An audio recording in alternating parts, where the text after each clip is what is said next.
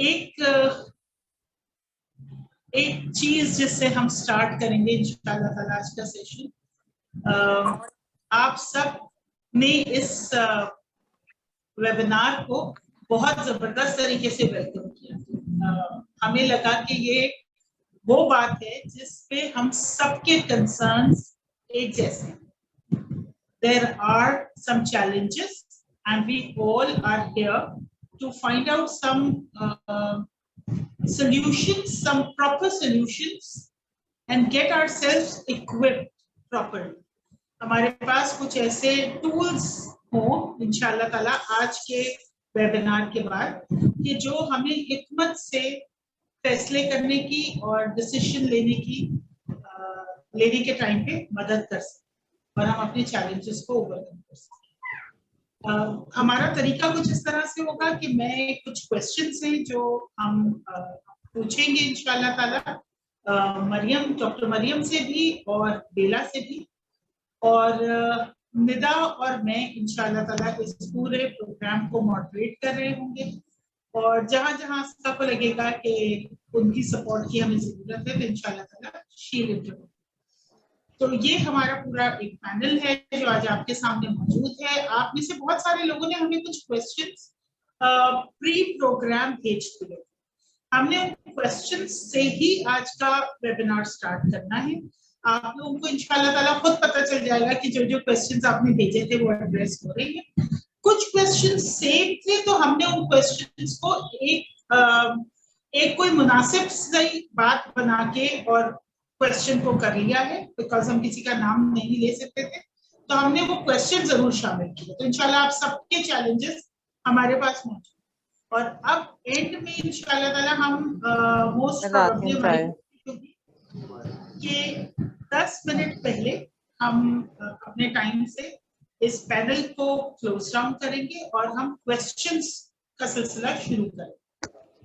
तो उस वक्त तक प्लीज अपने माइक्स म्यूट रखिएगा। बाद में जब हम आप लोगों के लिए दूसरे काम करने के लिए इसमें से चंक्स निकाल रहे होते हैं तो हमें बड़े मसले होते हैं। तो इट्स अ हम्बल रिक्वेस्ट कि आप लोग अपने माइक्स म्यूट रखिएगा जब तक कि क्वेश्चन आंसर स्टार्ट। अच्छा जी, सबसे पहला सवाल मेरा इंशाअल्लाह ताला डॉक्टर मरियम से पहले पूछना चाहूंगी और फिर इसी क्वेश्चन का जवाब मैं मिस बेला से देना चाहूंगी। पहला क्वेश्चन जो हमारे पास है वो है, आर ऑल मैरिजेस चैलेंजिंग? थोड़ी सी दूध वाला डाल के किए तो माइक किसी का दूध डाल देते ना, और वो बहुत पड़ जाती डैडी को तो दे दी ना, दे दिया निकाल के और बना दी उनको अलग करके। इसका आप प्लीज माइक म्यूट कर दी। I am so sorry to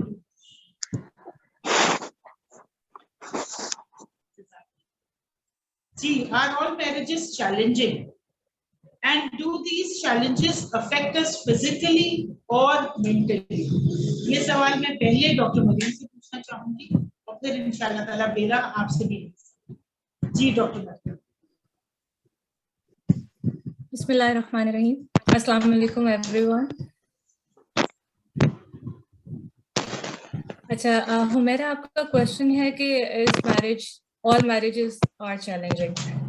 तो आई लाइक टू से कि हमारी जिंदगी ही में जो सारे हमारी जिंदगी होती है इसमें ups and downs are part of it. तो अगर हम अपना पर्सपेक्टिव दुरुस्त रखें कि all the challenges in whatever domain they are coming, they are actually the opportunities to learn and grow. तो वो हमारे लिए फिर पर्सपेक्टिव शिफ्ट से एक पॉजिटिविटी जनरेट होती है और फिर हमें अपनी ग्रोथ के और लर्निंग के मौके मिलते हैं। So I will say that marriage is challenge, but these challenges are there to polish us and prepare us and help us in our growth. तो I hope I am clear at this point.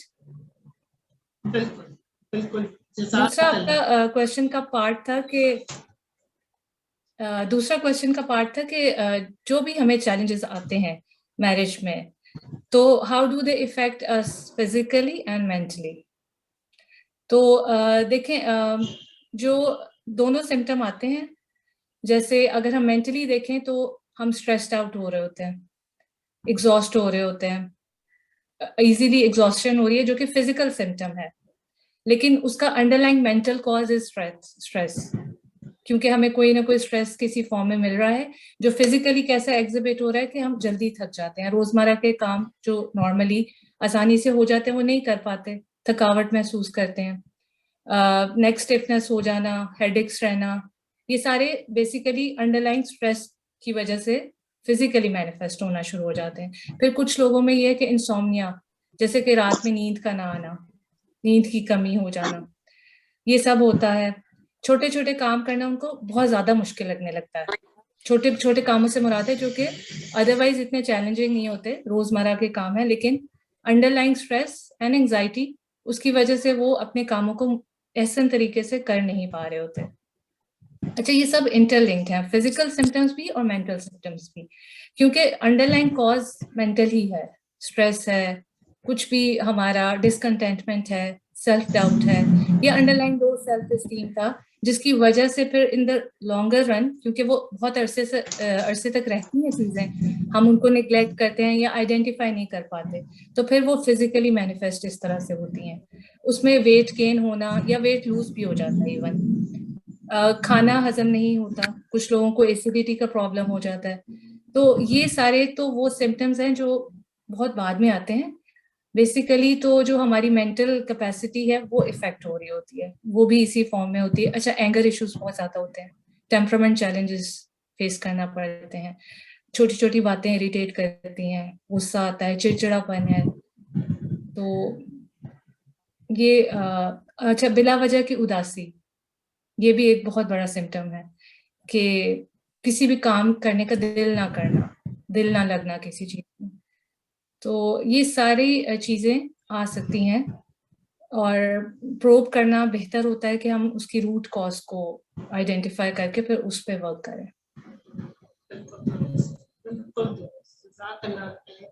Doctor Mariam जी भी आइए please. अस्सलाम वालेकुम, उम्मीद है मुझे सब खैरियत से होंगे। Thank you very much for having me. तो सवाल का पहला ये हिस्सा था कि सारी मैरिजेस चैलेंजेस होती हैं, मगर मुझे इजाजत है तो I take you step back, ठीक है। स्टेप बैक में हम पहले ये डिस्कस करेंगे शादी करते क्यों हैं, या अल्लाह ताला ने क्या मकसद बताया है शादी का। तो कुरान में सूरह रूम की आयत है, मैं सिर्फ छोटा सा उसका तर्जुमा पैराफ्रेज करके बताऊंगी कि अल्लाह की निशानियों में से ये है कि अल्लाह ताला ने तुम्हें जोड़ों में पैदा किया, पेयर्स में पैदा किया। क्यों? लितस्कुनु इलैहा, ताकि तुम अपने पेयर से सुकून हासिल करो, और उसने तुम्हारे लिए मोहब्बत, मवद्दा, ये चीजें, काइंडनेस तुम्हारे लिए पैदा कर दी। अब ये मकसद है शादी का, ठीक है। लाइक बहुत सारे मकासद में से एक कि आप सुकून हासिल करें। सुकून हासिल करने का क्या मतलब है कि हस्बैंड बहुत थका हुआ है दिन भर के काम से, ऑफिस में he had a very tiring day, और बीवी दरवाजा खोलती है, मुस्कुरा के कहती है आप कैसे हैं, यू नो, सुकून है, उसके दिन भर की टेंशन गई, एंड शी कैन शेयर। या बीवी had a very rough day at home, सास से नन से अनबन लगी हुई है, and the moment husband comes home and probably उसका हमें आपको मुस्तकिल तंग करते रहना पड़ेगा।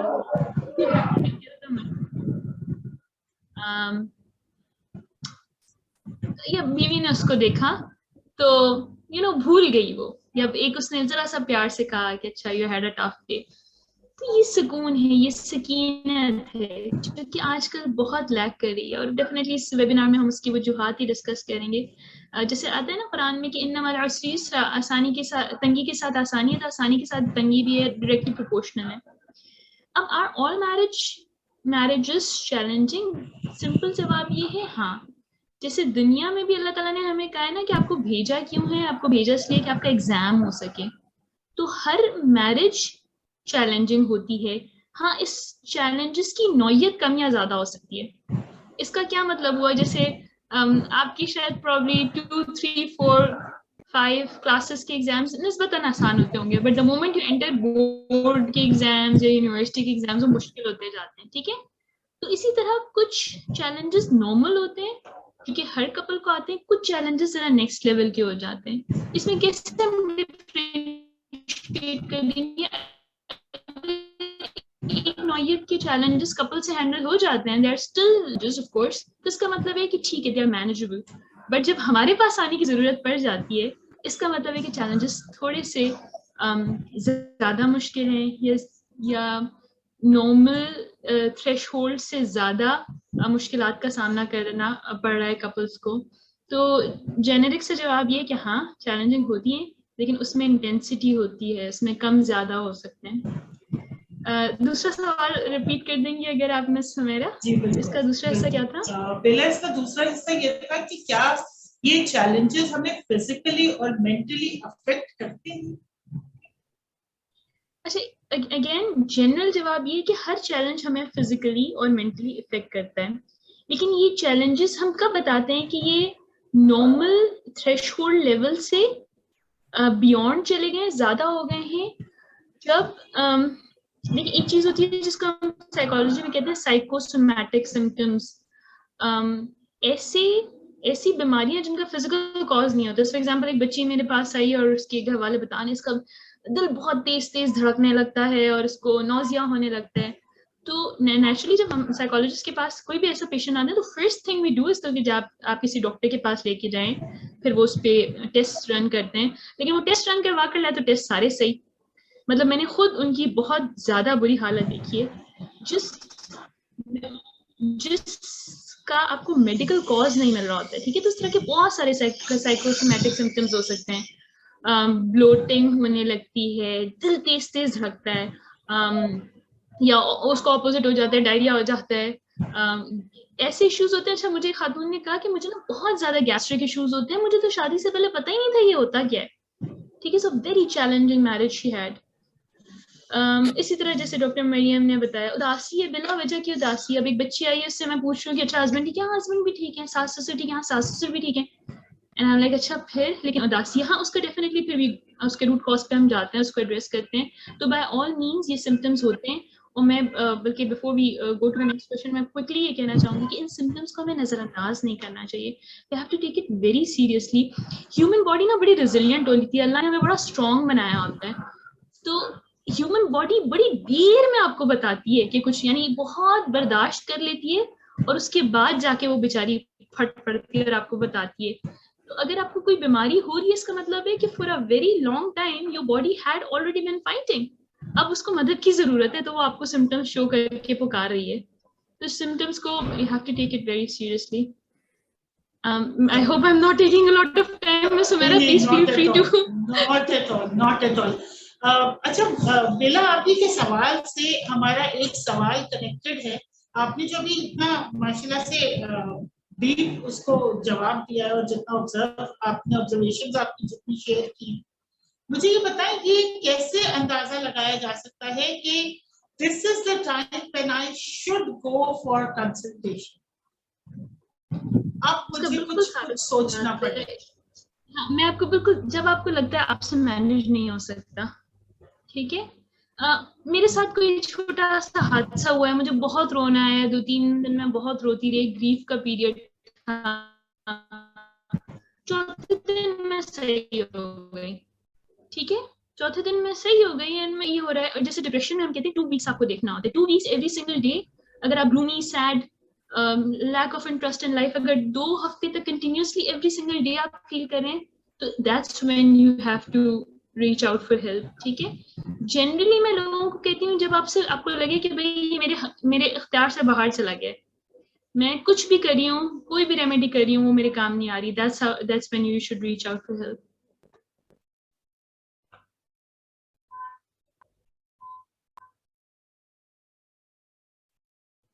अच्छा जी, सिर्फ प्रॉब्ली कुछ प्रॉब्लम आ गई थी, मेरा ख्याल है शायद आवाज बाकी सब लोगों को आ रही थी क्योंकि मुझे नहीं आ रही थी। जी आ रही थी आवाज। ओके ओके ठीक है, तो आई होप कि ये पॉइंट क्लियर हुआ होगा, सबके लिए क्लियर हो गया, हम आगे बढ़ सकते हैं। ओके, नेक्स्ट क्वेश्चन पे आते हैं हम।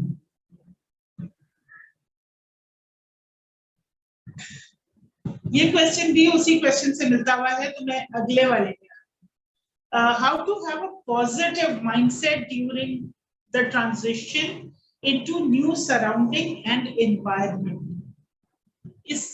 इसके बारे में पहले बेला आप बता दीजिए और फिर डॉक्टर मरियम आप बताइए, और मेरा ख्याल है इसका जवाब निदा भी बहुत अच्छी तरह हमें दे सकती है। स्पेसिफिकली पता है, मैं थोड़ा सा इलेबोरेट इस क्वेश्चन को कर दूं। हमें लगता है कि सिर्फ एक जगह से दूसरी जगह जाना या एक घर से दूसरे घर जाना, ये चेंज, बात दफा ट्रांजिशन एक मुल्क से दूसरे मुल्क भी होती है, वो भी बहुत बड़ा चैलेंज है, क्योंकि उस तरह के ट्रांजिशन में तो घर के लोग तो डिफरेंट होते ही हैं, खाना, लैंग्वेज, एनवायरनमेंट, पता नहीं क्या क्या चेंज होता है जिसको आपको बर्दाश्त करना पड़ता है और उसमें हिकमत दिखानी पड़ती है। जी बेला, आप क्या कहेंगी इसके बारे में? ये आपने बहुत सही बात की है कि देखिए हर चेंज स्ट्रेसफुल होता है, चाहे वो बहुत हैप्पी चेंज हो ना, आप वेकेशंस के लिए भी जा रहे हो, बहुत एक्साइटेड भी हो, तो वो भी स्ट्रेसफुल होता है। आपने पैकिंग करनी है, आपने टिकट्स का ध्यान रखना है, आपने बच्चों का ध्यान रखना है, एक्सेट्रा। तो हर चेंज स्ट्रेसफुल होता है। इसके लिए क्या चीज जरूरी होती है? देखिए, जिस चेंज के लिए आप जितना ज्यादा प्रिपेयर्ड होंगे, उतना ही उस चेंज को टैकल करने में आसानी होगी। मैं एक मुल्क जाती हूँ और मेरे पास पूरा मैप है, मैं पूरा उसका कल्चर स्टडी करके गई हूँ, मैं मैप में उसकी गलियां, ये सब कुछ देख के गई हूँ, तो उस मुल्क में जाके मुझे उसके रास्ते नेविगेट करने में आसानी होगी।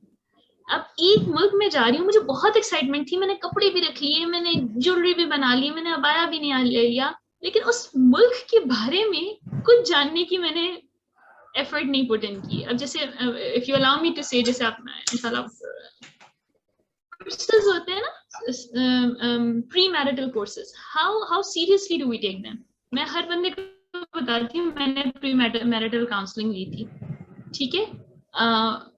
हम ये सोचते हैं वी नो इट ऑल, अम्मी ने बता दिया, अबू ने बता दिया, फाइन, बट इस तरह की चीजें, part of preparing for that change is to learn about what marriage is all about. तो ये जो pre-marital classes होती हैं, I endorse them a lot. आप जरूर लीजिए, आप जरूर पढ़िए, आप समझिए कि what are you getting yourself into.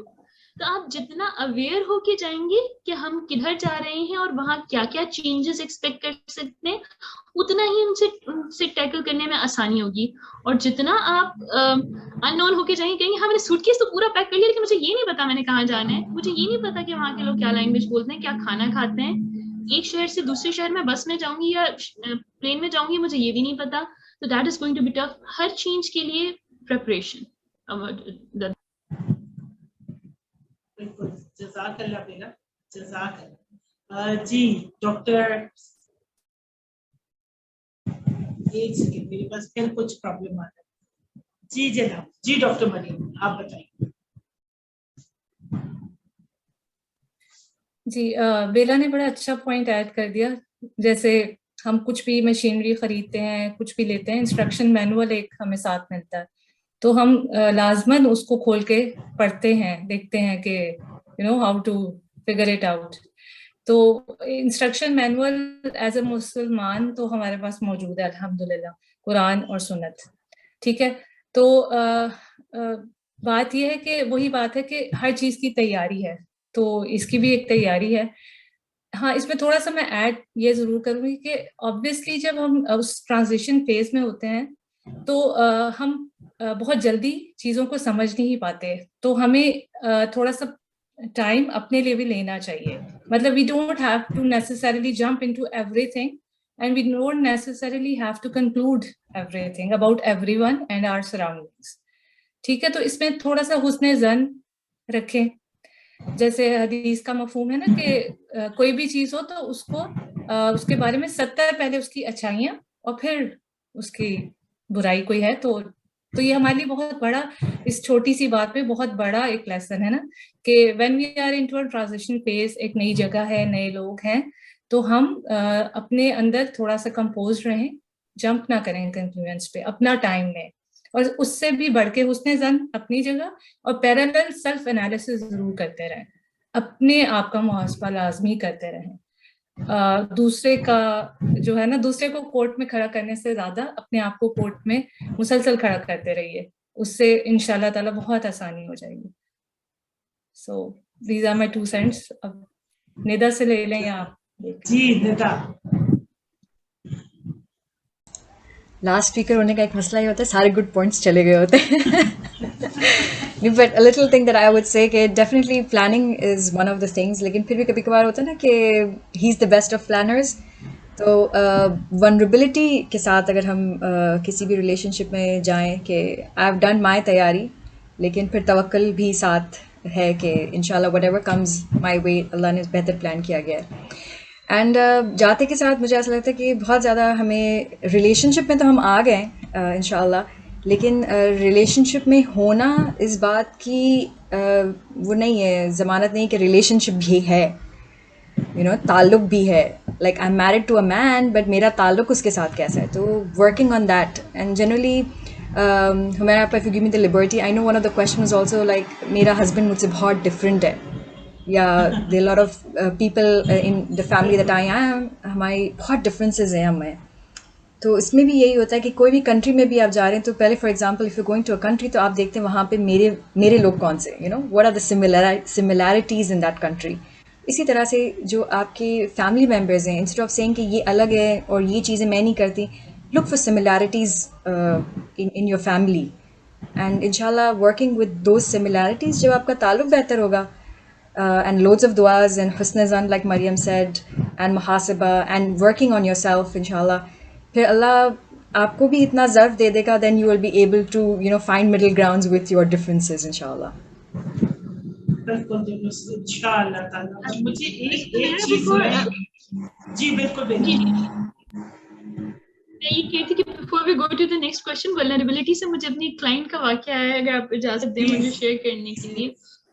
एक तो बात ये है ना कि जब आप जाएं तो आप एक्सपेक्ट करें कि कुछ डिफरेंसेस होंगे और आपको बहुत ट्रिगर कर सकते हैं. For example one of my clients got married to an Urdu speaking family. No offence, मैं खुद उर्दू स्पीकिंग हूँ, ठीक है. उसकी एक उर्दू स्पीकिंग फैमिली में शादी है, और उसको हमारे जो वर्ड्स हम बोलते हैं हम बहुत लाइक हमारे यहाँ बहुत कॉमन है. And she used to get really triggered. And I'll give you a very quick example. So she said, when I came to this family, मेरी सास ने कहा मेरे जेठ को भाईजान बोलो. How can we call a non-mahram Jan? And in my head, I'm sitting and I'm thinking like, कितने मतलब हम अपने सारे cousins को भाईजान भाईजान भाईजान बोलते रहते हैं. And we don't even think twice. And she used to get so triggered कि मुझे कैसे कहा इन्होंने कि मैं इसको भाईजान बोलूं. And so I was like, but then you know there are things that are pretty common. And I'm like, क्या बोलूं मैं? So you know you should be open to some of the things that are like common for them. And not delve so deep into it कि उसका जो है ना languages का या words जो बोल रहे हैं open रहे. और जैसे निता ने कहा ना, middle grounds आप find कर सकते हैं. भाईजान नहीं तो भैया बुला लें, ठीक है, भाई बुला लें, कुछ बुला लें, right? I hope that adds to the point. और ये पता है बहुत छोटी और बड़ी आपने इस वक्त जो मिसाल दी है ना, मतलब डिफरेंसेस के लिए ये चैलेंज मानने के लिए बाज़ दफा इतना छोटा नुक्ता भी एक बहुत बड़ा डिफरेंस और एक बहुत बड़ा डिजास्टर क्रिएट कर देता है. तो ये बहुत जबरदस्त बात आपकी इस वक्त मेरा ख्याल है कि सबको ही लगी होगी. कुछ थम्स अप तो नजर आए हैं मुझे कि डेफिनेटली ये छोटी छोटी बातें ही होती है. और जब आपको ये पता है, जब एक घर में रहते हुए आपको इतने चैलेंजेस फेस आप करते हैं. जरा मेरा एक फेवरेट काम है, निदा को अब अंदाजा हो गया है कि बैक मेमोरी लेन में जाइए जरा अपनी, और अपने पास्ट में जाइए और जरा सोचिए कि जब हम सब जो इस वक्त अनमैरिड है वो अपने घरों में इस वक्त जहाँ है, और जो मैरिड है वो जरा सा मेमोरी लेन में जाइए और सोचिए कि क्या अपने घरों में कोई चैलेंज नहीं था. If we are honest to ourselves, मेरा ख्याल है हम सब अपने अपने कुछ चैलेंजेस लेके किसी नए रिलेशनशिप में जाते हैं. तो फिर हम उससे ये हमें क्यों लगता है कि ये सिंड्रेला और स्नो वाइट की स्टोरी होगी जिसके एंड में लिखा होगा and they lived happily ever after. Because ever after तो यहाँ होना ही नहीं है ना. एवर आफ्टर तो कहीं और है, और यहाँ जितने चैलेंजेस हैं उतना अजर है. तो वो जो ट्रांजिशन है ना, एक घर से दूसरे घर और फिर दूसरे घर से इंशाल्लाह अपने जो हमारा एक फाइनल डेस्टिनेशन है वो असल तैयारी तो हम उस फाइनल डेस्टिनेशन की कर रहे हैं, तो यहाँ तो चैलेंजेस होंगे, राइट। एक बात जो बेला ने इस क्वेश्चन के शुरू में कही थी, मैं उसको दोबारा रिकॉल करवाना चाहूंगी सबको।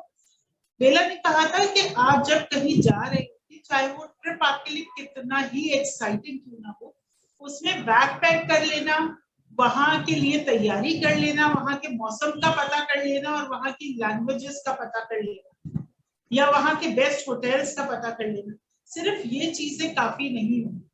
क्या आपको नहीं लगता कि आपको ये भी पता करना बहुत जरूरी है कि मैं जिस वेदर में जा रही हूँ उस वेदर में क्या मेरी बॉडी उसको बर्दाश्त कर लेगी? क्या मैंने अपना सेल्फ एनालिसिस किया हुआ है?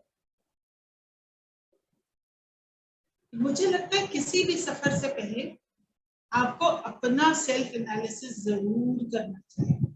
अपने स्ट्रेंथ और अपने वीकनेसेस के बारे में हम सबको बहुत अच्छी तरह पता होना चाहिए, ताकि हम कॉन्शियस एफर्ट करें कि हम वहां जाके उन वीकनेसेस को किस तरह से मैनेज करेंगे और अपनी स्ट्रेंथ्स पे कैसे रिलेशन को बिल्ट अप करें। तो प्लीज जो कुछ ज्यादा राह लेके जाना चाहते हैं जरूर लेके जाएं, अल्लाह ताला उसमें बहुत बरकत दे। लेकिन उसके साथ साथ ये जो प्री मैरिटल कोर्सेज होते हैं इनके लिए भी अपने आप को तैयार करें। मेरा ख्याल है मदर्स के सोचने के लिए भी ये बात बहुत इम्पोर्टेंट है। पता है हमारी सोसाइटी का एक बहुत बड़ा जो मसला है वो ये है कि हम सोशल पे तो फिर भी काम करने लगे ना, क्योंकि हमें बड़ा पसंद आता है। मेरा सोशल सर्कल बहुत बड़ा है, तो सोशल में तो शायद फिर भी किसी हद तक काम हो रहा है। इमोशनल को हम फिर बिल्कुल निगलेक्ट। और अगर हमने इमोशनल वेलबींग पे काम नहीं किया और अपनी इमोशंस पे को अंडरस्टैंड नहीं किया, तो फिर बहुत सारे वुंड्स लेके हम जा रहे होंगे और वो वुंड्स किसी भी वक्त कहीं पर भी ब्लीड कर जाएंगे, and it is going to be very very difficult for us. तो इसका एहतमाम जरूर करें। Let's move on to the next question. इस क्वेश्चन ने हमें बड़ा टाइम लिया है हमारा। अच्छा जी, ये एक और मजेदार सवाल है और मेरा ख्याल है जो बात मैंने जहां खत्म की है ये सवाल शायद उससे कनेक्ट हो। How to satisfy everyone in your surrounding. यहाँ पे आप दो चीजों को मद्देनजर रखिएगा, जॉइंट फैमिली चैलेंजेस और उसके अलावा मैनेजिंग रिस्पॉन्सिबिलिटीज। मैं तो ये काम मैंने कभी घर में नहीं किया, मैं झाड़ू पोछा कर लूं, सॉरी मैं झाड़ू पोछा नहीं कर सकती। तो इस पे हम थोड़ी सी बात करते हैं कि actually how to satisfy everyone. जी डॉक्टर मरियम से स्टार्ट करते हैं। जी डॉक्टर मरियम। जी इंटरेस्टिंग क्वेश्चन है, कोशिश करूंगी इसको थोड़ा कॉम्पैक्ट करके आंसर कर सकूं। आपका जो सवाल है कि कैसे सेटिस्फाई करें हमारे इर्द गिर्द जो लोग हैं उनको, हम जब मैरिड होकर जा रहे हैं, specifically if you are asking in regards to joint family या अदरवाइज भी। तो सबसे पहले इस सवाल के जवाब में ही मैं एक सवाल उठाना चाहती हूँ कि क्या लोगों को सेटिस्फाई करना हमारा मकसद हयात है या हमारा मकसद हयात कुछ और है, पर्पस ऑफ लाइफ। तो पहला इसमें जो पॉइंट आता है that is purpose of life. तो जब मुझे मेरा पर्पस ऑफ लाइफ क्लियर होगा ना कि हमारा मकसद क्या है, मकसद तो बंदगी है, अल्लाह को राजी करना है, तो फिर जब अल्लाह हमारे मेन फोकस होगा तो इंशाल्लाह ताला खुद ब खुद जो लोग इर्द गिर्द हैं सराउंडिंग में वो भी सेटिस्फाई हो जाएंगे और राजी भी हो जाएंगे अल्लाह के हुक्म से। फिर उसके बाद आता है नियत, कि नियत क्या है। जैसे आपने कहा ना कि रिस्पॉन्सिबिलिटीज आती हैं और उसको, एक्सक्यूज मी, रिस्पॉन्सिबिलिटीज आती हैं और हमने उसको फुलफिल भी करना है, ठीक है। तो हमारी इंटेंशन जो है ना हमें खुद क्लियर होनी चाहिए, क्योंकि देखिए नियत एक ऐसी चीज है जो कि नजर नहीं आएगी, अगर मैंने सारा घर भी साफ कर दिया, झाड़ू भी कर दिया, सास को बाजार भी ले गई, सबके काम भी कर दिए, मगर उसके पीछे जो नीयत थी मेरी वो ये थी कि मैं इनको खुश कर सकूं, तो वो कभी नहीं होगा. I mean like that is exhausting actually. तो यही बेसिक वजह भी यही होती है जो हम ड्रेन्ड फील करने लगते हैं कुछ अर्से बाद, क्योंकि देखें मास्क लगाकर आप ये काम सारे कर सकते हो लेकिन बहुत थोड़ा अर्सा. But once you are clear with your intention के राइट फ्रॉम स्टार्ट कि याला ये आपकी रजा की खातिर है, तो इंटेंशन जब क्लियर हो जाएगी, पहले तो था purpose and then is the intention. तो इंटेंशन भी जब इंशाल्लाह ताला क्लियर होगी तो फिर काम आसान होने लगेंगे. अल्लाह ताला वक्त में भी बरकत देगा, सलाहियतों में भी देगा, और इंशाल्लाह ताला लोग भी आपसे ताल्लुक में आ जाएंगे और चीजें बेहतरी की तरफ जाएंगी. फिर एक पॉइंट मैं लास्ट ऐड करती हूँ, फिर वो ये है कि मुझे लगता है कि अपने रोल्स भी क्लियर होने चाहिए हमें. अल्लाह ताला ने जो हमें इस दुनिया में भेजा है, तो देखें 2 तरह के रोल्स हैं, कुछ मैंडेटरी हैं, कुछ इलेक्टिव हैं. और हम कोई जिनी तो है नहीं कि we can not fulfil and we can not do everything and don't try to do that. ये हमसे रिक्वायर्ड भी नहीं है. अल्लाह ताला ने हमें मैंडेटरी रोल्स जो दिए हर एक को दिए, और अपने मैंडेटरी रोल्स को जानिए. आप बीवी हैं, माँ हैं, बेटी हैं, बहन हैं, बहू हैं, फिर दूसरे रिश्ते आते हैं हमारे, वो बहुत सारे रिश्ते हैं अल्हम्दुलिल्लाह. कुछ इलेक्टिव रोल्स हैं हमारे, जैसे आपने कोई डिग्री हासिल की थी, आप डॉक्टर बने, इंजीनियर बने, टीचर बने, whatever role it is, फिर उनको कैटेगराइज कीजिए. जब प्रायोरिटाइज करना आ जाएगा तो इंशाल्लाह ताला रिस्पॉन्सिबिलिटीज समझना भी आ जाएगा, निभाना भी आ जाएगा इंशाल्लाह. बहुत ही जामी जवाब हम कर रहे जी. बेला, आप क्या कहती हैं इस बारे में? बहुत ही सही बात है. डॉक्टर मरियम ने बहुत कॉम्प्रिहेंसिव जवाब दिया, और I would have said the same कि पहली 2-3 चीजें बिल्कुल यही हैं कि आपका पर्पस क्या होता है, ये आपको बहुत क्लियर होना चाहिए, नीयत सही होनी चाहिए, और आपकी रोल्स की क्या नौयत है ये आप आइडेंटिफाई करें. फिर मैं इसको एलैबोरेट करूँ अगर मिसाल से ना, तो देखिए स्पेशली जब आप जॉइंट फैमिली सिस्टम में रह रहे हैं, ये क्या था, हम अज्यूमिंग कि हम जॉइंट फैमिली सिस्टम में रह रहे हैं, तो 2 एक्सट्रीम्स हैं. एक एक्सट्रीम जो है वो अपने आप को इलेक्टिव रोल्स में इतना कुर्बान कर दिया है उसने कि बच्चे सफर कर रहे हैं, यानी कि मैं इतनी अच्छी भाभी हूँ कि मेरे बच्चों का हश्र नशर हो गया, मैं बच्चे मेरे नाम मेरी तरबियत करने का टाइम है ना कुछ करने का टाइम है.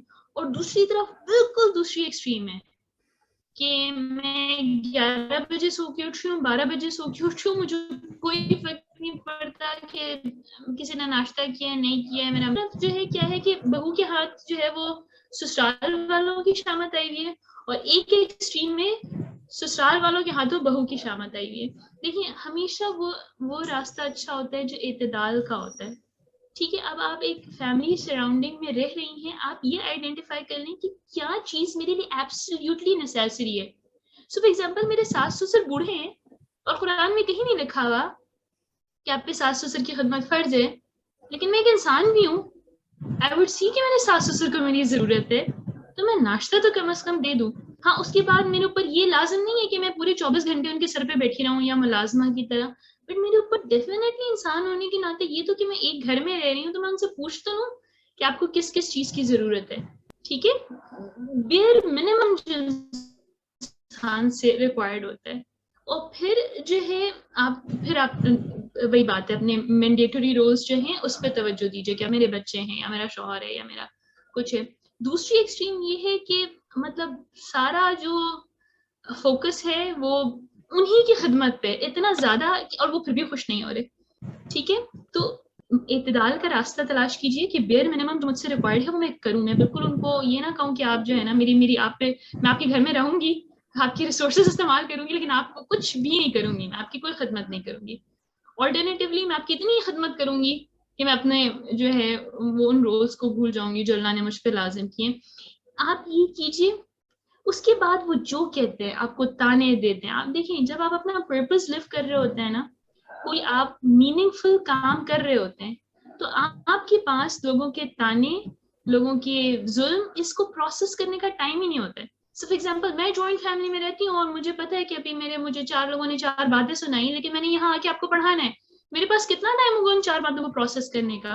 लेकिन मुझे ये पता है मैं जॉइंट फैमिली में रहती हूँ, 4 बंदों ने मुझे 4 बातें कही हैं, पूरी शाम मेरी फ्री है, तो शाम, पूरी शाम में क्या करती रहूंगी, मैं उसको प्रोसेस करती रहूंगी।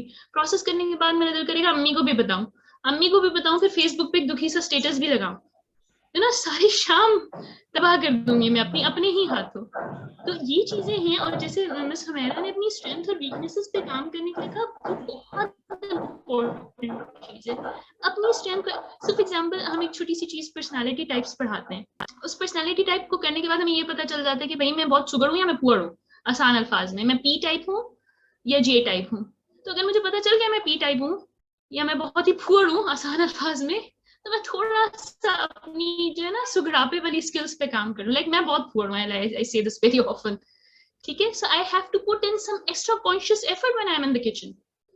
तो ये होता है अपनी वीकनेस पे काम करना, कि आप थोड़ी सी मेहनत कर लें, आप देख लें कि अच्छा यार इधर मैं अच्छी नहीं हूँ, खाना शाना मुझे अच्छा नहीं पकाना आता है, तो कोई यूट्यूब के चैनल देखे यहाँ खाना ही पकाना सीख लूँ। ये वीकनेस पे काम करना हो गया। और स्ट्रेंथ मेरी क्या है? फॉर एग्जाम्पल मेरी स्ट्रेंथ ये है कि I can take the family together, I can have good bond with them.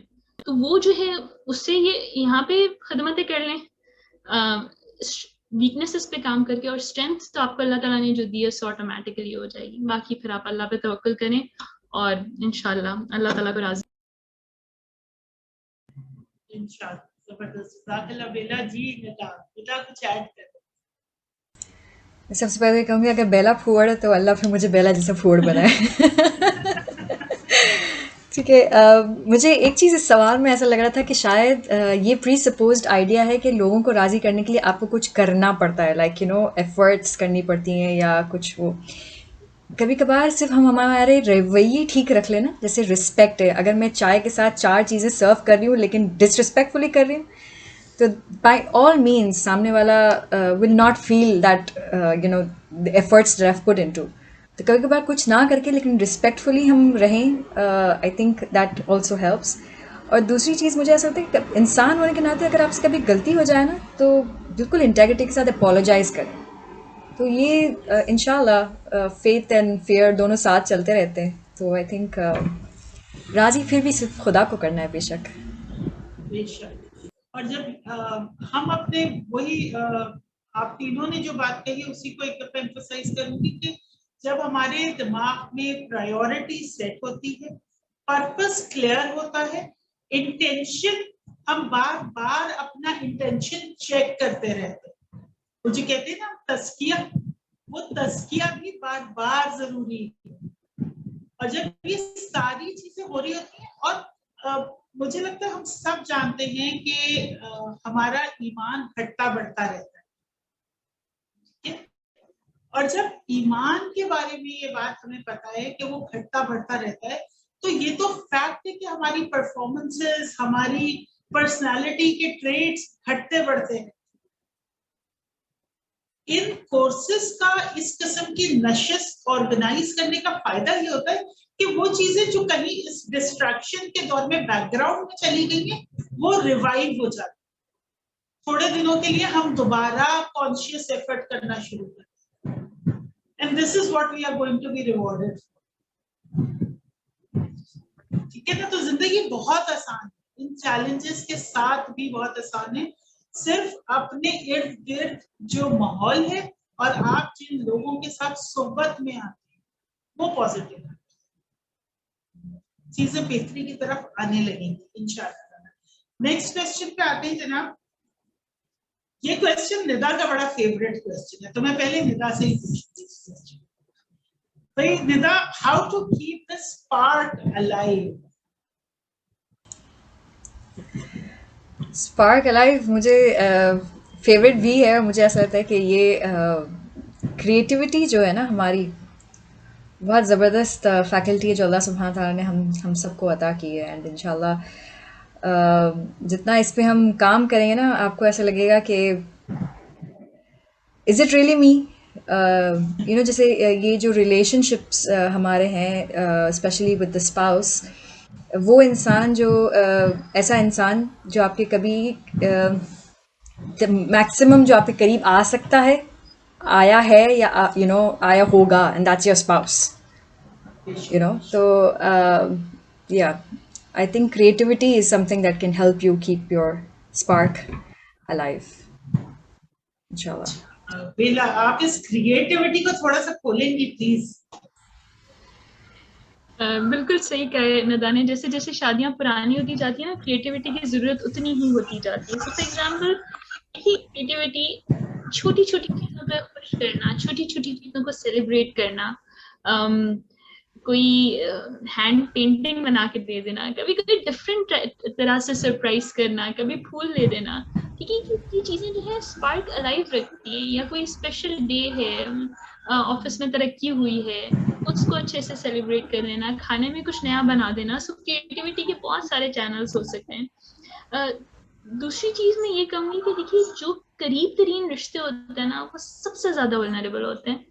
यानी कि हम अपने करीबी तरीन रिश्तों को उस तरह से, यानी वो इतने वल्नरेबल होते हैं, उस तरह से हम नुकसान पहुंचा सकते हैं जितने दूर के रिश्तों में नहीं पहुंचा सकते, राइट। सो इतना ये सेंसिटिव नौयत का रिश्ता होता है कि आप इसको ब्लूम, यानी इसको खिला भी सकते हैं सबसे ज्यादा, और सबसे ज्यादा तबाह भी आप कर सकते हैं। यानी अल्लाह ताला ने बहुत ज्यादा हमें एबिलिटी दी है, ठीक है। फिर देखिए, मेरा ये ख्याल है, जनरली अपने हस्बैंड के लिए ना, don't consider yourself too old ever. मुझे वैसे अपना आप बहुत बुढ़ा लगता है, बट अपने हस्बैंड के लिए, you know, you can always have nice haircut, you can always wear that dark lipstick, right, red color की भड़कीली सी, so always stay young for your husband.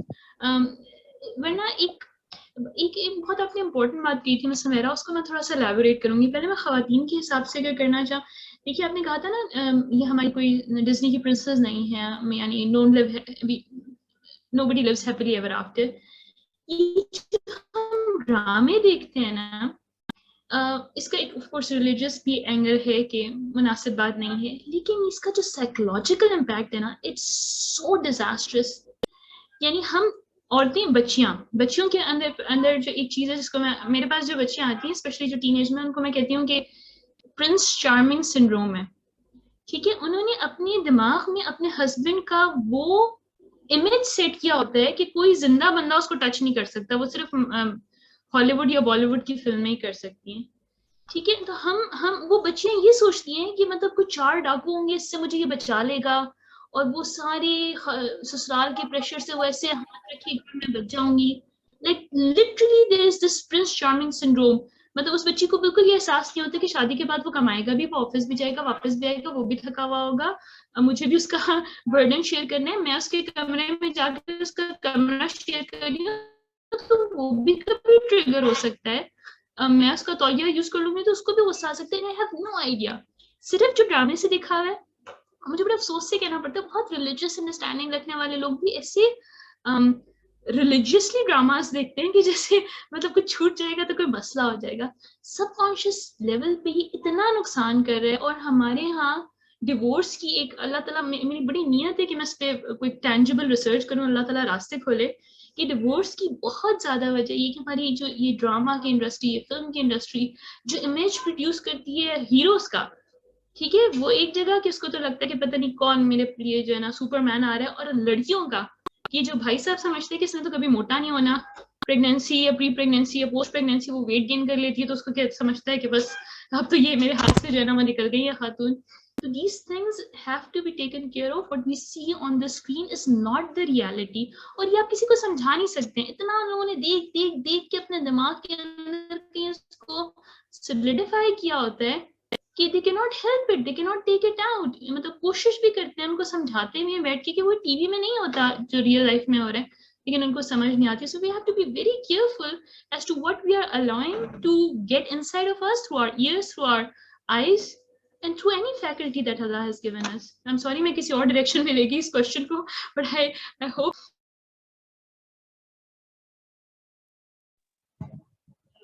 नहीं, मेरा ख्याल है बेला बिल्कुल सही बात है। और आप यकीन कीजिए, मेरे पास एक केस इस तरह का आ चुका है जिसपे मैं बड़ी हैरान और परेशान थी कि उन साहब को अपनी बेगम से बस ये शिकायत थी कि जब ये शादी होकर आई थी तो इनके पास से कभी प्याज, अदरक, लहसुन की स्मेल नहीं आती।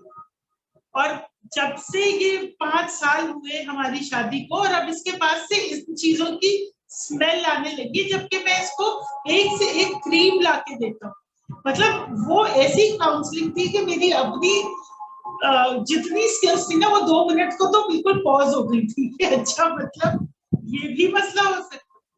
और एक चीज और, हमें लगता है कि चैलेंजेस सिर्फ हमारे लिए, ऐसा नहीं है। चाहे वो मीडिया लिटरेसी की वजह से हो, चाहे वो हमारे सोशल डीएनए चेंज जो आया ना, सोशली डीएनए चेंज जो हुआ है हमारा, उसकी वजह से हो, लेकिन एक मर्द भी बहुत बड़े बड़े चैलेंजेस से गुजरता है, तो हमें उसके लिए भी बहुत सारे दरवाजे खुले रखने चाहिए और उसको भी वो स्पेस देनी चाहिए रिलेशनशिप में, जहां वो भी कभी वॉइस आउट कर सके, और उस वॉइस को हम हमेशा नेगेटिव ना लें, बल्कि हम उसको थोड़ा तहम्मुल से सुन के जो कॉन्शियस एफर्ट कर सकते हैं वो करते रहे। मुझे लगता है ये भी बहुत जरूरी है हम सबके। जी डॉक्टर मरियम, आप कुछ कहेंगे इसके बारे में, how to keep the spark alive? Maryam. अच्छा, माशाल्लाह से काफी वैलिड और कंसाइज इस पे बात हुई। I just like to add कि इंटीमेसी जो होती है ना इस रिलेशनशिप में, this is very important, and besides physical intimacy that is also very important. मुझे लगता है कि मेंटल, स्पिरिचुअल और इमोशनल इंटीमेसी, इस पे भी काम करते रहें, क्योंकि once we are into our regular life तो वो एक तो ड्रेन आउट हो रहे होते हैं, बोर्डम आ रहा होता है, और ये सारी चीजें कहीं नीचे चली जाती हैं बहुत ज्यादा।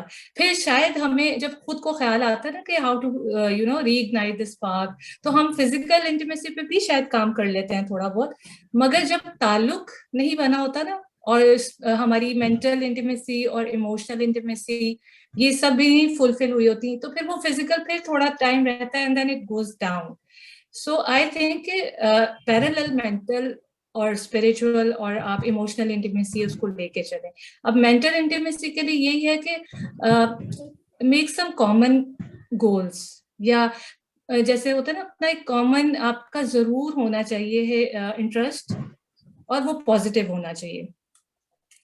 आप लाजमी होगा कि कुछ ना कुछ, यानी जब और स्पेशली ये जो स्पार्क रीइग्नाइट करना पड़ता है ना, ये यूजुअली आफ्टर अ डिकेड ही शुरू होता है, या मोर और लेस आफ्टर 5-6 इयर्स। तो उस वक्त तक आप अपने स्पाउस को जान भी चुके होते हैं अच्छी तरह, उनके लाइक्स डिसलाइक्स। तो कॉमन इंटरेस्ट पे काम करें, उससे ये है कि अपनी अपनी मेंटल जो इंटीमेसी है उसको भी इंक्रीज करें, कुछ इंटेलेक्चुअल टॉक्स हों जो कॉमन हो इंटरेस्ट। और अगर लेट्स से आपके जो बेटर हाफ है he is more into business and everything, तो आप भी वो स्किल लर्न करें, अपने आप को ग्रूम करें मेंटल उस कैपेसिटी पे लाने के लिए, so you have something to talk about. और लाइकवाइज जाहिर है उनके लिए भी यही है कि जो खवातीन के इंटरेस्ट की चीजें हैं उस पर वो थोड़ा काम करें, so it goes hand in hand. फिर स्पिरिचुअल इंटीमेसी, आप इकट्ठे जरूर कुछ अपना ऐसा बॉन्ड हो जो आपका, जिसमें आप कोई एक तिलावत कर लें कुरान की इकट्ठे बैठ के, it has to be 5 minutes, it doesn't matter, कोई नमाज एक इकट्ठी पढ़ लें, यू नो, ये स्पार्क को इग्नाइट करेगा इंशाल्लाह। फिर emotional intimacy, have some quality time together, जिसमें कोई डिस्ट्रैक्शन हो, जिसमें आपकी जो एज अ माँ उलझने हैं वो साइड पे हो, और जो आपके स्पाउस हैं उनकी उलझने साइड पे हो, तो you get to spend some quality time together. It can be over a cup of tea और दैट्स इट। तो ये इंशाल्लाह ताला ऐड ऑन करेंगी तो बहुत अच्छा बॉन्ड बनेगा और स्पार्क भी रीइग्नाइट होगा। जबरदस्त, माशाल्लाह, बिल्कुल सही बात है मरियम। और मुझे लगता है कि एक चीज जो हम भूल जाते हैं, अमूमन मैंने नोटिस किया है कि लड़कियां शादियों से पहले तो अपने ऊपर बड़ा काम कर रही होती है, फिजिकली भी और किसी हद तक अपनी पढ़ाई लिखाई से रिलेटेड भी। शादी होती है तो सारे चैप्टर बंद हो जाते हैं, वो प्रिंस चार्मिंग आ जाता है और हमें लगता है कि अब बस, अब तो मिशन अकम्प्लिश्ड, अब कुछ नहीं करना मुझे, अब जो करना है वो इसने कर। तो ऐसा नहीं होता।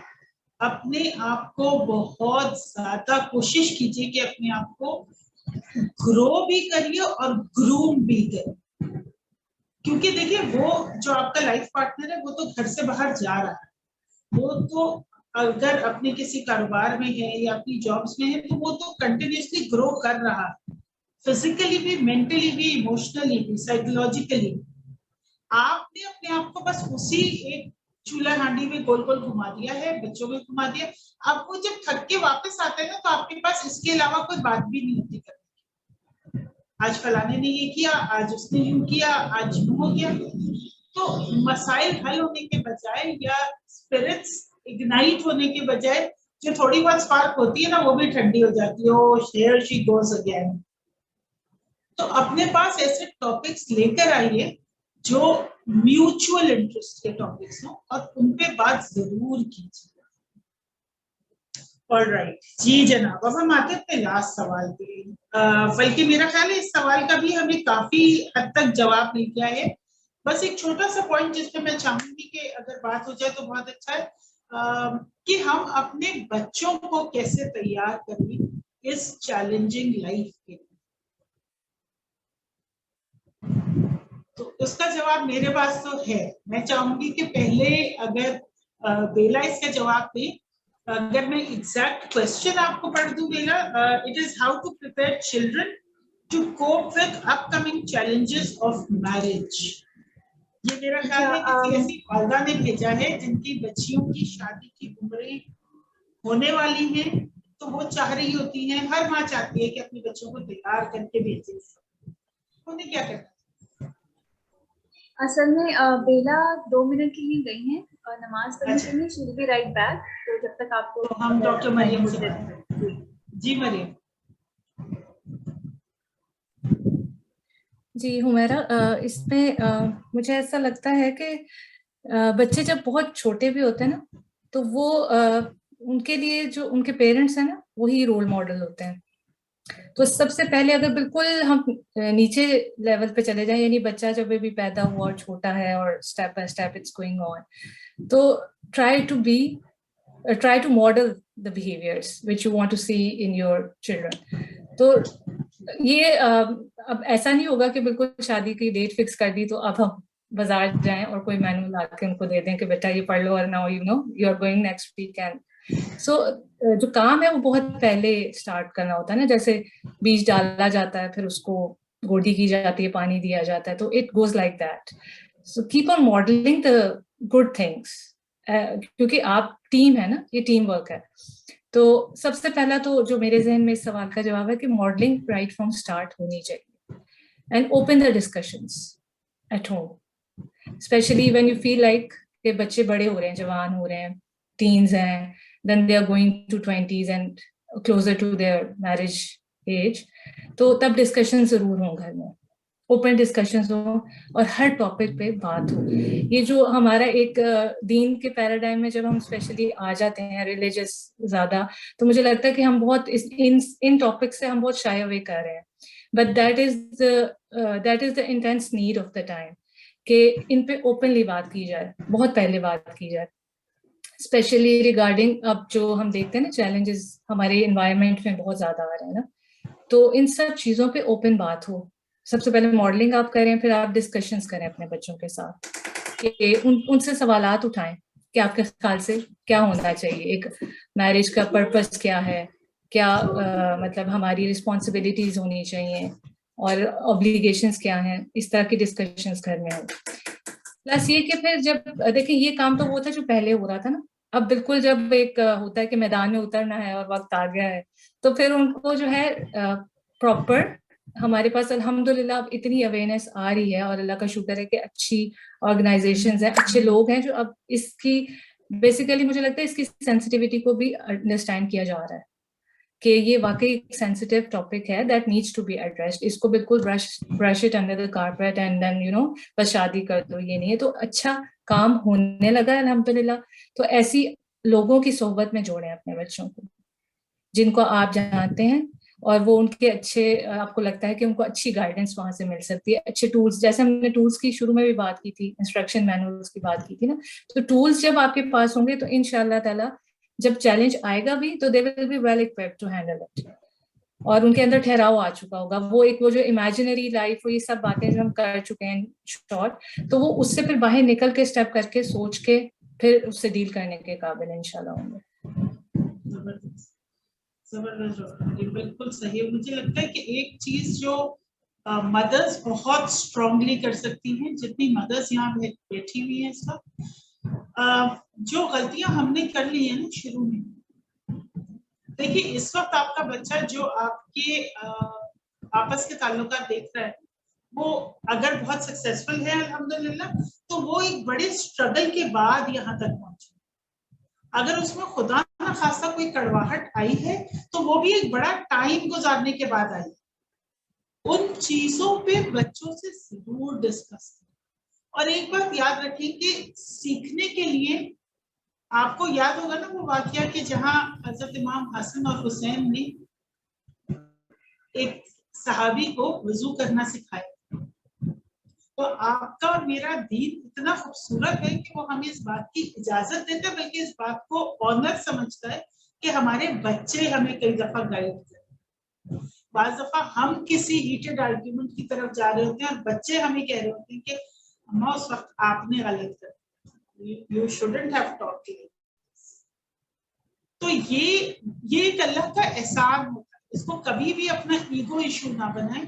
ये बहुत करम है अल्लाह का कि आपके बच्चे अगर इतने मैच्योर हैं और वो आपको कोई राय दे रहे हैं तो please give it a year, सोचें, देखें, सुनने की कोशिश तो करें कि वो क्या कहते हैं, चीजों में बेहतरी आएगी। और जहां तक मरीम ने बात की कि ऐसे लोगों के पास छोड़ा जाए जिन पे आपको ट्रस्ट है, जिनको आपको लगता है कि जो इतने समझदार हैं।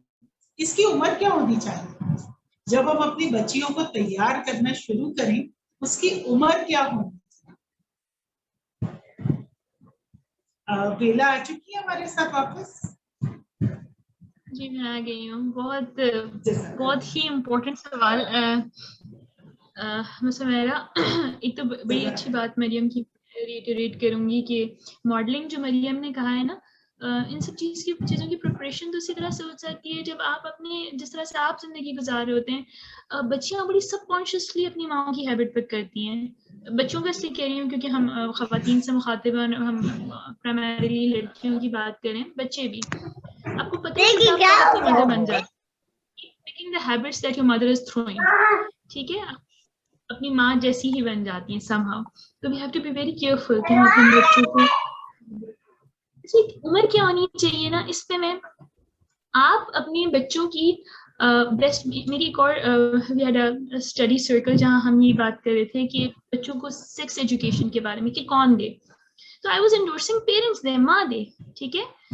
लाइक मेरी बेटी 9 साल की है, मुझे पता है कि अब मैंने इसको क्या क्या बातें बतानी है, इसकी बॉडी में कौन कौन सी चेंजेस आएंगी 1, 2, 3 सालों में, क्योंकि हम सऊदीया में रहते हैं तो प्रॉब्ली पाकिस्तान से पहले वो सारी चेंजेस आ जाए। तो अभी मैंने इसको क्या बात बतानी है, कितनी बतानी है और कैसे बतानी है, वो मैं डिसाइड करूंगी। मामले में अवेयर होना भी बहुत जरूरी है, ठीक है।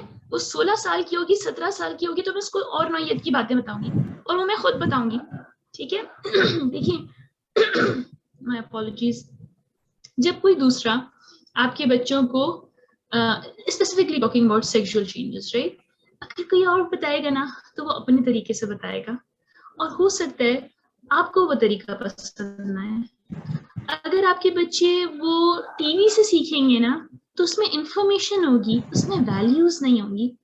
आप समझ रहे हैं? यानी मुझे ये पता है कि मेरी बेटी 9 साल की हुई है तो मैंने उसको कितना बताने कि इतना काफी है इसके लिए अभी। But if she has questions I do not mind answering those question, ठीक है। कल को अगर मतलब ऐसा भी स्टेज आए कि मेरी बेटी आके कहती है, मेरा बेटा आके कहता है कि फलानी लड़की मुझे अच्छी लगती है या लड़का, I will be open to listening to whatever they have to say, ठीक है। हमारे साथ होता ये कि बेटा तो चलो फिर उसका सॉफ्ट एंगल होता है ना, बेटी ने खुदा ना खासा आके कह दिया मुझे अहमद बहुत अच्छा लगता है, ठीक है। अब उसकी शामत आई है, राइट, उसकी शामत आई है। देन नेक्स्ट अगर आपने ऐसे रिस्पॉन्ड किया ना कि हाँ क्या कौन है Ahmed, next time you will be the last person on the face of earth जिसको आगे वो बताएगी, ठीक है। फिर वो चोर रास्ते ही ढूंढेगी। बी ओपन फॉर कॉन्वर्सेशन, जैसे सुमेरा ने कहा कि कॉन्वर्सेशंस का एहतमाम कीजिए। And I and my daughter discuss Ahmed, ठीक है। चलो मेरे ऊपर ये वक्त नहीं आया ना, इसलिए मैं शायद बहुत आराम से बात करी लेकिन वैसे बहरहाल, लेकिन हम बेटियों की जो माएँ हैं, we have to be open to conversations. देखिए आप अगर उनकी बात नहीं सुनेंगे वो किसी और के पास चली जाएंगी, वो किसी और के पास चली जाएंगी, फिर जो होगा वो आपके इख्तियार से बाहर होगा। इसलिए जितना अपने साथ उनको लगा के जोड़ के रखें, कभी कभी वो ऐसे भी क्वेश्चंस आपसे पूछ लेंगी कि आपके ऐसे give you a very quick example. मेरी बेटी मदरसे जाती थी, प्रॉब्ली शी वाज 5.5, तो अरबों में कल्चर होता है कि उनको जरा खुले डुले होते हैं, ठीक है। So she came back and she said mama babies जो हैं वो अपनी मामास के पेटों में से आते हैं। And I was so shocked कि ये क्या बोल रही है मेरे 5.5 साल की बच्ची। Like that was the first parenting shock that I had. तो मैंने बड़े आराम से पूछा, मैंने कहा बेटा आपको किसने बताया? लाइक बहुत ही अंदर मेरे जो लावा फटा था वो अंदर ही फटता रह गया। तो उससे वो हम पढ़ रहे थे वो वजदा का यतीम है, ये रसूलुल्लाह सल्लल्लाहु अलैहि वसल्लम को जो अल्लाह ताला बता रहे हैं कि हमने तुम्हें यतीम पाया फावा, हमने तुम्हें ठिकाना दिया। तो मेरी टीचर ने बताया यतीम वो होता है जिसके बाबा नहीं होते। और जब प्रॉफिट सल्लल्लाहु अलैहि वसल्लम अपनी मामा के पेटों के अंदर थे ना, तो उनके बाबा डेड हो गए। अब ना देखिए हमारे कल्चर में अगर ये चीज होती है, इसको मैं भी यतीम का मतलब बता चुकी थी, यतीम होता है जिसके बाबा नहीं होते, हम उसके बाद फुल स्टॉप लगाते। लेकिन उनका कल्चर हमारे कल्चर से थोड़ा सा डिफरेंट है, इसलिए उन्होंने फुल स्टॉप नहीं लगाया, उन्होंने एक्स्ट्रा वो भी दी, ठीक है। And then I discussed it with her, I said okay अब पता चल गया तो मैं क्या करूं। मैंने कहा बेटा ऐसे ही होता है, ठीक है। She didn't ask many questions, I was like fine. तो इस तरह के शॉक्स के लिए तैयार रहें। जब आप पेरेंट होते हैं तो ये शॉक्स आएंगे, उनको डांटना नहीं है, उनको झिड़कना नहीं है। डांटेंगे झिड़केंगे वो अगली दफा आपसे नहीं पूछेंगे, लेकिन किसी और से पूछ लेंगे। मेरा ख्याल है, आई होप बहुत ज्यादा बेला, मेरा ख्याल है कि अगर बच्चियां आपके पास आके अजीब अजीब सवाल नहीं पूछ रही ना, तो परेशानी की, ऑनेस्टली स्पीकिंग तो परेशानी की बात है। इसका मतलब ये देखिए, ये क्यूरियोसिटी तो अल्लाह ने डाल के हमें दुनिया में भेजा। फिर दोबारा अपने मेमोरी लेन में जाइए, कितने क्यूरियस थे, कितने सवालात थे, कितनी बातें थी जो हम करना चाहते हैं। और जो होम स्कूलिंग मदर्स हैं, they have to be more open with their daughters and with their sons. इसलिए क्योंकि हमने ये इतना बड़ा एडिशनल रोल भी अपने लिए खुद चूज किया है इस वक्त, जब हमारे पास बहुत सारे ऑप्शंस अवेलेबल थे। किसी भी दोस्त से पूछ ले, और information is just away with the click. बस ये करना है बच्चे ने, और उसके आगे दुनिया खुली, और फिर उसके जो कॉन्सिक्वेंसेस हैं वो हम फेस करें। अल्लाह ताला हम सब पे रहम करे, हम सबको हिदायत और आफियत में रखे। अपने लिए, अपने बच्चों के लिए बहुत दुआ करें। इस वक्त में, इस फितने के दौर में दुआ से बड़ा टूल और कोई भी नहीं। ये एक मतलब 100% जिसको कहना चाहिए ना, ये एक वो वाहिद टूल है जो हर वक्त काम आने वाला है। लेकिन इस टूल के साथ साथ हिकमत सिखाना बहुत जरूरी है। और याद रखिए कि हिकमत और हिदायत मांगने से मिलती, ये दो बड़ी नायाब चीजें हैं जो सिर्फ मांगने से मिलती। और मांगने से किसको मिलती है? जो उसको हासिल करना चाहता है, जिसकी तलब होती। तो अपने बच्चों में भी ये तलब जगाइए। ये बातें जो आज हमने की है, इसमें से मेरा ख्याल है बहुत सारी बातें ऐसी हैं जो आज हमें जाके अपने बच्चों से जरूर करनी चाहिए। जैसे हम उनसे ये बात करते हैं ना कि अच्छा तुम क्या बनना चाहती हो, तो वो कुछ भी बनना चाहती है, उसमें से शायद एक रोल इंशाअल्लाह अल्लाह ताला आसानी के साथ लाए, वो एक रोल दुल्हन भी। तो उसका जो गाइडलाइंस है वो कहाँ है? 16 साल की एजुकेशनल सफर में कहीं ये गाइडलाइंस नहीं। 18 साल के एजुकेशनल सफर में कहीं ये गाइडलाइंस नहीं। तो please let's be together all of us,